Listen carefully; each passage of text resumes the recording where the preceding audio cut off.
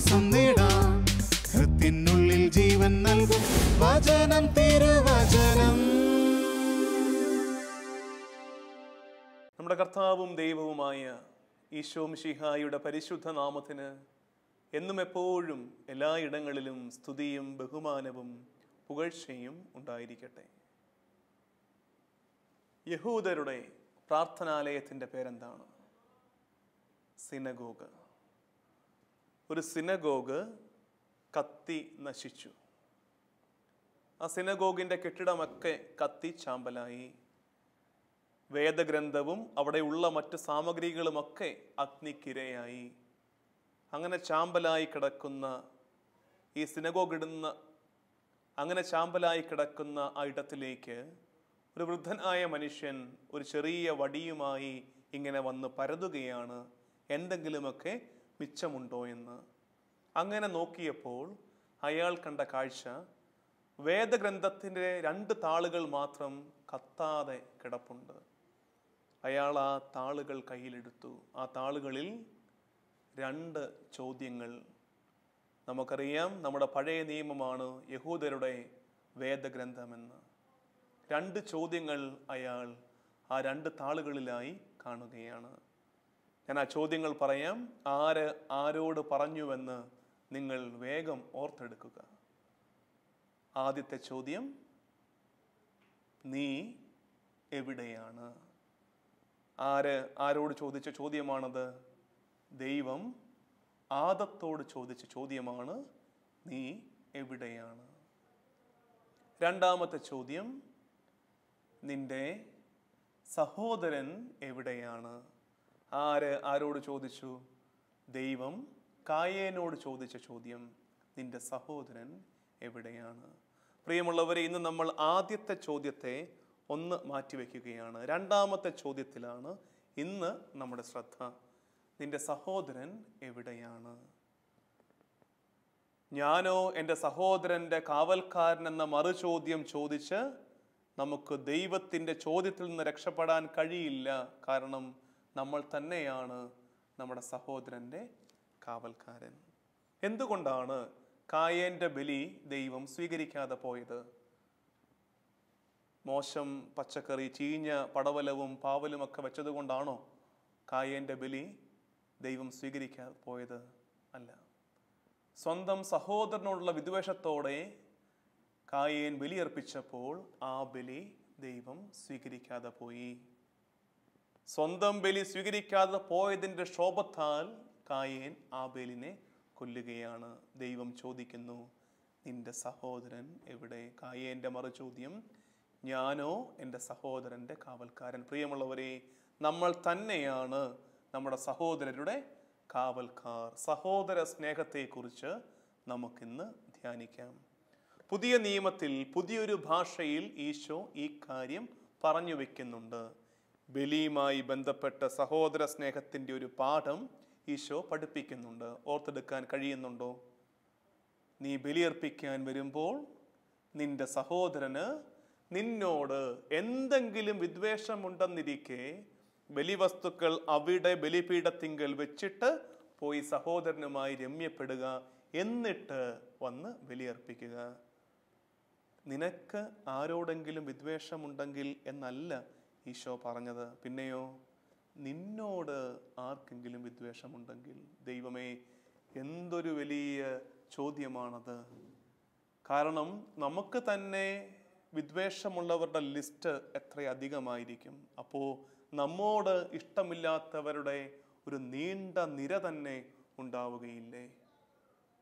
ഈശോ എന്ന ഗുരുവിൻ്റെ പ്രത്യേകത, അവൻ കാര്യങ്ങൾ കേവലം പറഞ്ഞു പഠിപ്പിച്ചങ്ങനെ നടന്നു പോകുന്ന ഗുരുവല്ലവൻ. മറിച്ച് അവൻ എന്തു പറഞ്ഞോ അതൊക്കെ അവൻ ജീവിച്ചു കാണിക്കും. നീ ബലിയർപ്പിക്കാൻ വരുമ്പോൾ നിന്റെ സഹോദരന് നിന്നോട് എന്തെങ്കിലും വിദ്വേഷമുണ്ടെങ്കിൽ ബലിവസ്തുക്കൾ അവിടെ വെച്ചിട്ട് പോയി സഹോദരനോട് രമ്യപ്പെടാൻ പറഞ്ഞവൻ അത് അക്ഷരം പ്രതി ജീവിച്ചു കാണിച്ചു. എവിടെ? അന്ത്യത്താഴവേളയിൽ സഹിയോൻ ഊട്ടുശാലയിൽ. സഹിയോൻ ഊട്ടുശാലയുടെ ദൃശ്യമൊന്ന് മനസ്സിൽ കാണുക. ഈശോയും അവൻ്റെ 12 കൂട്ടുകാരും അത്താഴത്തിന് ഇരിക്കുകയാണ്. ഈശോ ബലിയർപ്പിക്കാൻ ഒരുങ്ങുകയാണ്. അപ്പവും വീഞ്ഞുമൊക്കെ സജ്ജീകരിക്കപ്പെട്ട് കഴിഞ്ഞിരിക്കുന്നു. പക്ഷെ അവിടെ ഇരുന്ന് ഈശോ ഒരു കാര്യം തിരിച്ചറിയുന്നുണ്ട്. എന്താണത്? നിന്റെ സഹോദരിൽ ആർക്കെങ്കിലും നിന്നോട് വിദ്വേഷമുണ്ടെങ്കിൽ ബലിവസ്തുക്കൾ അവിടെ വെക്കുക. ഈ 12 പേരിലൊരാൾക്ക് ഈശോയോട് കൂട്ടില്ല. ആർക്കാണത്? യൂദാസിന്. ഈശോയ്ക്ക് ബലിയർപ്പിക്കാൻ യോഗ്യതയില്ല. ഈശോ എന്താ ചെയ്തത്? അപ്പവും വീഞ്ഞും അവിടെ ആ മേശമേൽ വെച്ചിട്ട് എഴുന്നേറ്റ് ചെന്ന് യൂദാസിന്റെ പാദങ്ങളോളം താണിട്ട് അവന്റെ കാല് പിടിച്ച് യൂദാസിനോട് പറയുകയാണ്, യൂദാസേ, നീ എന്നോടൊന്ന് രമ്യപ്പെട്, നീ എന്നോടൊന്ന് കൂട്ടുകൂട്, കാരണം എനിക്ക് എൻ്റെ ബലി അർപ്പിക്കണം നാളെ. എന്നോടൊന്ന് കൂട്ടുകൂടെന്ന് പറഞ്ഞ് രമ്യപ്പെടെന്ന് പറഞ്ഞ് യൂദാസിന്റെ പാദങ്ങളോളം ഈശോ താഴുന്നത് കണ്ടോ? രമ്യപ്പെടുന്നത് കണ്ടോ? ഈശോയ്ക്ക് ആരോടും പിണക്കമില്ല. ഈശോയോടും ആർക്കും പിണക്കമുണ്ടാകരുതെന്ന് അവന് നിർബന്ധമുണ്ടായിരുന്നു. ഇതവൻ കുരിശിലും ചെയ്തു കാണിക്കുന്നുണ്ട്. കാൽവരിയുടെ നെറുകയിൽ ആകാശത്തിനും ഭൂമിക്കും മധ്യേ അവസാനത്തുള്ളി ചോരയും അവസാനത്തുള്ളി ജലവും മനുഷ്യകുലത്തിന്റെ പാപപരിഹാരത്തിനായി ഒഴുക്കിയിറക്കുന്നതിന് മുമ്പ്, അവന്റെ മഹാത്യാഗത്തിന് മുമ്പ്, ജീവത്യാഗത്തിന് മുമ്പ് അവൻ തിരിച്ചറിയുന്നുണ്ട്, ഈ മുമ്പിൽ നിൽക്കുന്നവർക്കൊക്കെ തന്നോട് എതിർപ്പുണ്ട്, വെറുപ്പുണ്ട്. ഈശോ എന്താ ചെയ്യുന്നത്? ഈശോ അവരോടും രമ്യപ്പെടുകയാണ്. ഈശോ എന്തു പറഞ്ഞു? ഇവർ ചെയ്യുന്നത് എന്തെന്ന് ഇവർ അറിയുന്നില്ല, ഇവരോട് ക്ഷമിക്കണമേ എന്ന് പറഞ്ഞ് സകലരോടും ഭൂമി മുഴുവനോടും രമ്യപ്പെട്ടാണ് ഈശോ അവൻ്റെ മഹാബലി അർപ്പിക്കുന്നത്. അങ്ങനെയാണെങ്കിൽ പ്രിയമുള്ളവരെ, ഞായറാഴ്ച വിശുദ്ധ കുർബാന അർപ്പിക്കണമെങ്കിൽ ശനിയാഴ്ച നമ്മൾ ആരുടെയൊക്കെ കാല് പിടിക്കാൻ പോകണം? ശനിയാഴ്ച വെറുതെ വഴിയിലേക്ക് അങ്ങ് ഇറങ്ങി നിന്നാൽ മാത്രം മതി? പോകുന്നവരോടൊക്കെ പറയാം, എന്നോട് പൊറുക്ക ചേട്ടാ, എന്നോട് പൊറുക്ക ചേച്ചി എന്നെങ്കിൽ മാത്രമല്ലേ നമുക്ക് ഞായറാഴ്ച കുർബാനയ്ക്ക് യോഗ്യതയുണ്ടാവുകയുള്ളൂ. രമ്യപ്പെടാം പ്രിയമുള്ളവരെ. സഹോദര സ്നേഹത്തിൻ്റെ ആദ്യ പാഠമാണത്. രമ്യപ്പെടാം നമുക്ക്. വെറുപ്പും വിദ്വേഷവും ഒക്കെ ഒന്നൽപ്പം മാറ്റിവെക്കാം. സഹോദര സ്നേഹത്തിൻ്റെ ആദ്യ ഘട്ടമാണത്. പരസ്പരം രമ്യപ്പെടാം. ഇനി രണ്ടാം ഘട്ടത്തിലേക്ക് നമുക്ക് പ്രവേശിക്കണം. സഹോദര സ്നേഹത്തിൻ്റെ രണ്ടാം ഘട്ടം എന്താണത്? പരസ്പരം കരുണ കാണിക്കണം. പരസ്പരം അല്പം കരുണ കാണിക്കണം. അപരൻ വിലയുള്ളവനാണെന്ന് തിരിച്ചറിയുമ്പോൾ, അവനും എന്നെപ്പോലെ ദൈവമകനാണ്, ദൈവമകളാണെന്ന് തിരിച്ചറിയുമ്പോൾ സംഭവിക്കേണ്ട അത്ഭുതമാണ് കരുണ. അപരനോട് കുറച്ചുകൂടി കരുണാർദ്രമായി പെരുമാറുവാനും ഇടപെടുവാനും നമുക്ക് കഴിയണം. സഹോദര സ്നേഹത്തിൻ്റെ രണ്ടാം ഘട്ടമാണ് കരുണ. ഒരാശ്രമം, അവിടെ വൃദ്ധരായ സന്യാസികൾ മാത്രമേ ഉള്ളൂ. പുതിയ ദൈവവിളികളൊന്നും അവർ കിട്ടുന്നില്ല. പുതിയൊരു അംഗവും ആ ആശ്രമത്തിൽ ചേരുന്നില്ല. അവരങ്ങനെ മൃതപ്രായരെ പോലെ ജീവിച്ചു പോവുകയാണ്. പ്രത്യേകിച്ച് യാതൊരു സന്തോഷവും ആ ആശ്രമത്തിലില്ല. അങ്ങനെ ജീവിച്ചു പോകുന്നു. അങ്ങനെ ഇരിക്കെയാണ് അവിടെ ഓരോരുത്തർക്കും ഒരു കത്ത് കിട്ടുന്നത്.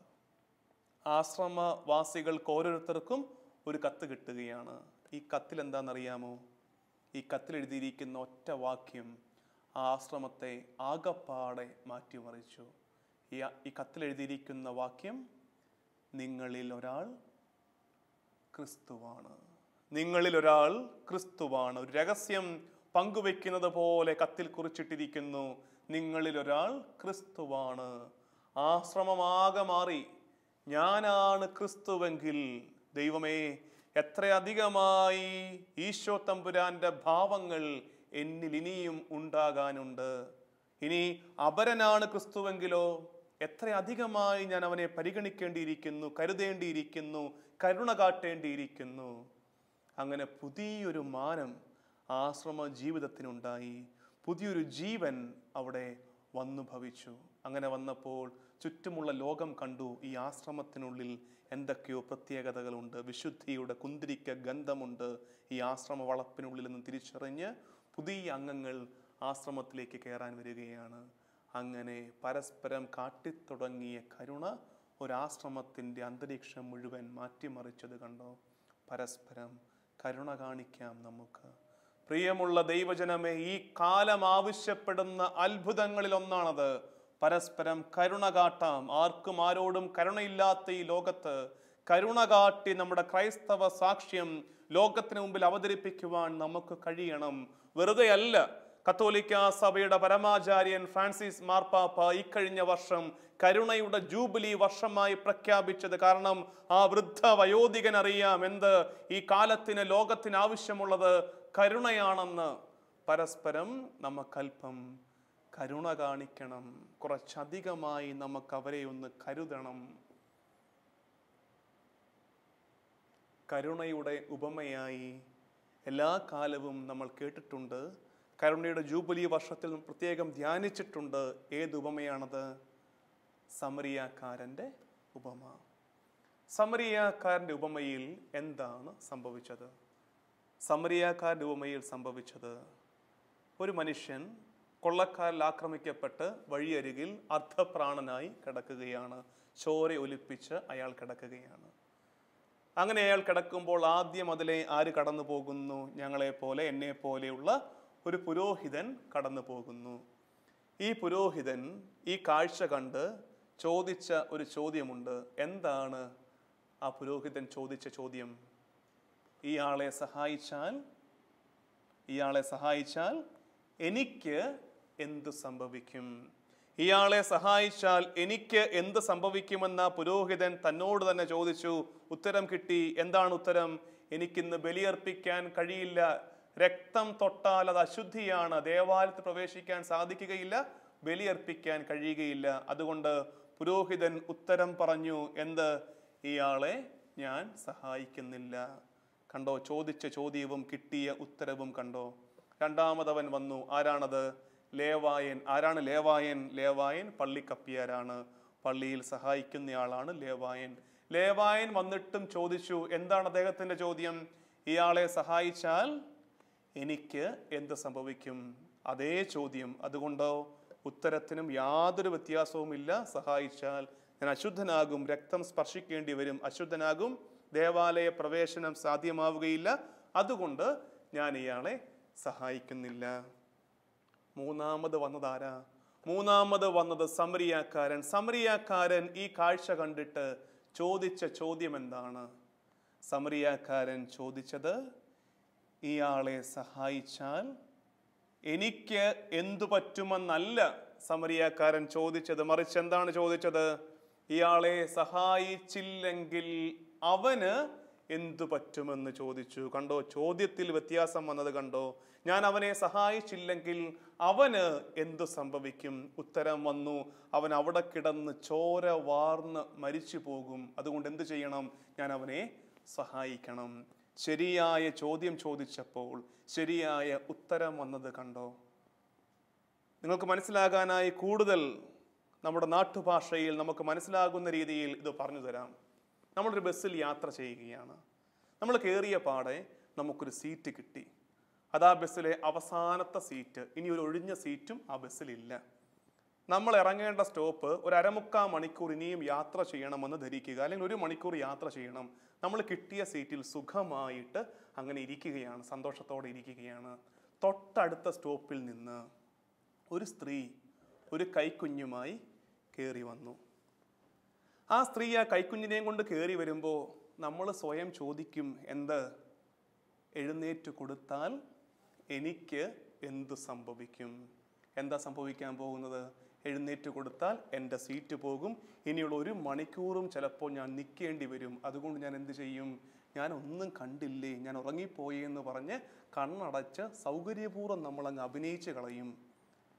അതേസമയം മറിച്ച് ചോദിച്ചിരുന്നെങ്കിലോ, ഞാൻ അവളെയും കുഞ്ഞിനെയും സഹായിച്ചില്ലെങ്കിൽ, എഴുന്നേറ്റ് കൊടുത്തില്ലെങ്കിൽ അവൾക്ക് എന്തു പറ്റുമെന്ന് ചോദിച്ചിരുന്നെങ്കിൽ ഉത്തരം വന്നേനെ.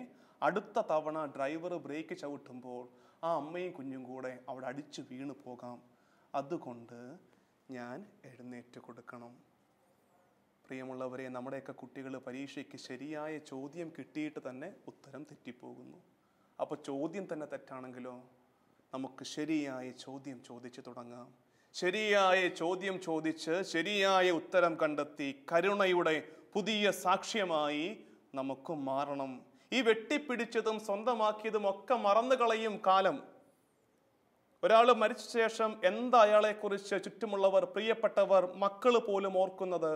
അപ്പൻ കാട്ടിയ കരുണയെ മക്കൾ ഓർക്കൂ, അമ്മ കാട്ടിയ കരുണയെ മക്കൾ ഓർക്കൂ. ഈ സ്വന്തമാക്കി വെച്ചതോ കള്ളത്തരം കാണിച്ചും വെട്ടിച്ചുമൊക്കെ നേടിയെടുത്തതോ ഒക്കെ സൗകര്യപൂർവം എല്ലാവരും മറന്നു കളയും. കരുണ കാട്ടിയവരെ ലോകമോർത്തിരിക്കും. ഈ നേടിയെടുത്തവരും വെട്ടിപ്പിടിച്ചവരും ഒക്കെ ഇപ്പോൾ എവിടെയാണ്? ചരിത്രത്തിൽ ഒരുപാട് ചക്രവർത്തിമാരും മഹാരാജാക്കന്മാരും ഉണ്ടായിരുന്നുവല്ലോ. എല്ലാം എൻ്റെതാക്കി വെക്കാൻ പാടുപെട്ടവർ അവരിപ്പോൾ എവിടെയുണ്ട്? അവരുണ്ട് കുട്ടികളുടെ ചരിത്ര പാഠപുസ്തകത്തിൽ മാത്രം. മനുഷ്യ ഹൃദയങ്ങളിലില്ല. മനുഷ്യ ഹൃദയങ്ങളിലുള്ളത് വിട്ടുകൊടുത്തവര്, കരുണ കാണിച്ചവര്, അവരാണ് ഹൃദയങ്ങളിൽ ഇടം പിടിച്ചത്. 1997 കരുണയുടെ മാലാഖ മിഴിപൂട്ടി. ആരാണത്? ഈ കഴിഞ്ഞ വർഷം നമുക്ക് കിട്ടിയ വിശുദ്ധ മദർ തെരേസ. 97 അമ്മ മരിച്ചപ്പോൾ ലോകം മുഴുവൻ കണ്ണീർ വാർത്തു കരഞ്ഞു. മലയാളത്തിൻ്റെ പ്രിയപ്പെട്ട കവി ബാലചന്ദ്രൻ ചുള്ളിക്കാട് ഈ അമ്മയ്ക്ക് ഒരാദരാഞ്ജലി കുറിപ്പെഴുതി.